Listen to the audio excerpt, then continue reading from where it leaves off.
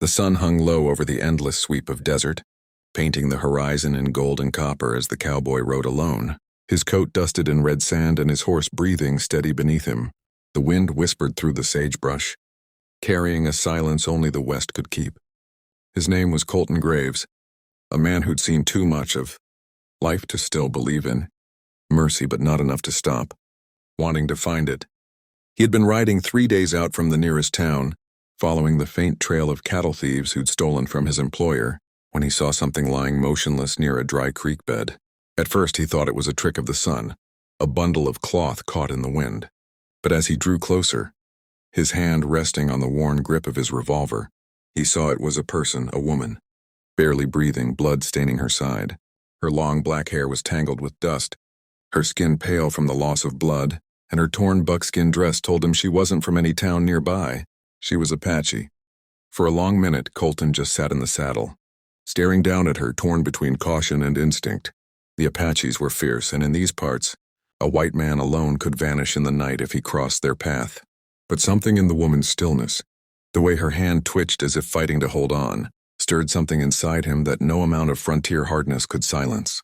He swung off his horse and knelt beside her. Her lips moved, but the words came out cracked and faint, a whisper in a language he barely understood. "Help! Water!" she gasped. Without hesitation, Colton took his canteen and pressed it to her lips, letting her sip slow. Her eyes flickered open, dark, sharp eyes that tried to focus on his face. He saw pain, fear, and something else, pride even in weakness. He tore a strip from his own shirt and pressed it against her wound, cursing softly at the sight of the arrowhead lodged deep in her side. Whoever had done this hadn't meant for her to live. He could have left her there. The desert did that to a man. It taught him to look after his own skin first. But Colton wasn't built for leaving folks to die. He knew if he tried to ride with her, she'd never make it far.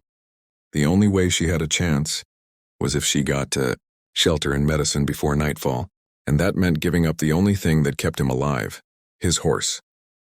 He stared at the animal for a long moment, feeling the ache of the choice claw at his gut. That horse was more than transport. It was his companion through every mile of dust, storm and silence. But he looked down again at the wounded Apache woman, barely holding on to life, and something unspoken passed between them. A man's code, he thought, the kind that didn't need words or thanks. He slid his hands under her shoulders and lifted her gently, ignoring the sharp sting in his arms as he hoisted her onto the saddle. His horse shifted uneasy, but Colton's voice was calm. "Easy, boy. She needs you more than I do."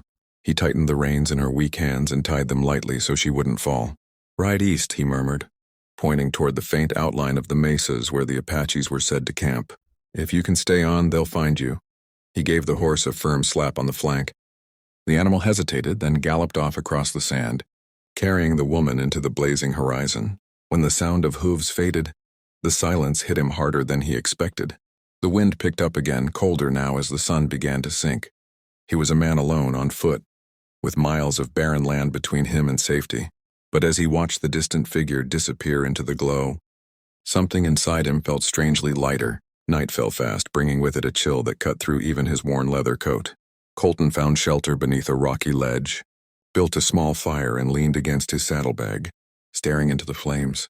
His thoughts wandered to the look in the woman's eyes, to whether she'd live long enough to tell her people what he'd done. He knew enough about the Apache to realize that saving one of their own might not guarantee his safety if they found him.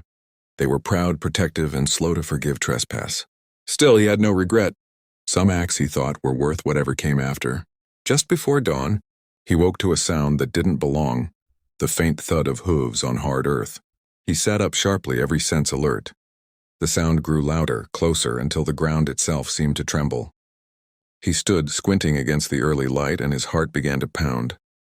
From the ridgeline, dark silhouettes appeared, riders, dozens of them, maybe more. The first rays of morning light spilled over the horizon, glinting off their spears and the feathers tied in their hair. 70, maybe more. Apache warriors fanned out in a wide circle around him. Colton's hand hovered near his gun, though he knew it would be useless against so many.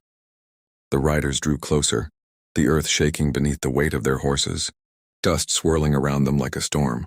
They stopped all at once, surrounding him in perfect silence. Then from the ranks, one rider dismounted, a tall man with sharp eyes and the bearing of a chief. He walked toward Colton slowly, the others watching in deadly quiet. Colton met his gaze steady, saying nothing. The chief stopped a few paces away, his expression unreadable. He lifted something from his saddle and held it out, a white feather. In Apache custom, a white feather was a symbol of peace, or of forgiveness. Colton's breath caught. Then the chief spoke in halting English, his voice deep and measured. You gave your horse to my daughter. The realization hit Colton like a thunderclap. The wounded woman he had saved was the daughter of this man, a chief of warriors. The circle of riders seemed to close in, their faces lit by the rising sun. The chief's eyes burned into him. My daughter lives, he said at last. You gave your life for hers. You should be dead, but the desert favors men of honor. He turned and raised his hand. 2 riders galloped away, only to return minutes later, with the same horse Colton had given away. On it sat the woman, alive, her wound bandaged, her eyes full of life and gratitude. She looked at him and whispered something to her father. The chief lifted his voice. Among my people, a man who gives his horse gives his soul. We repay a soul not with words, but with honor. Then, before Colton could understand, the chief knelt in the dust before him. Then another warrior followed. Then another. Within moments, 70. Apache warriors, men of fire and pride, lowered themselves to one knee before the cowboy who had saved their chief's daughter. The sight froze Colton where he stood. The chief looked up. From this day you are brother. If you ever call, 70 will ride for you. He turned to one of his men, who brought forward a magnificent black stallion, its coat shining like polished stone, its eyes wild and fierce. This horse is called Kayana, spirit of the storm. He belongs to no man, until now. The reins were placed in Colton's hands, and the stallion pawed the ground, snorting as if testing his new master. Colton mounted the horse, still speechless. The chief's daughter stepped closer, placing her hand on his chest. You saved me, she said softly. Now my people save you. The wind swept through the circle, carrying the chant of the Apache warriors, a deep rhythmic sound that rose with the sun.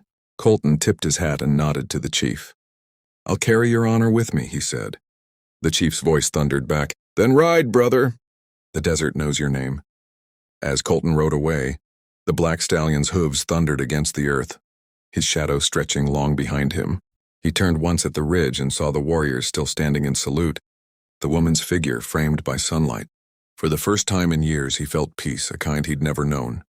He had come to the desert chasing thieves and found instead the true meaning of honor. That night under the stars, he thought of what the chief had said, that the desert wasn't empty.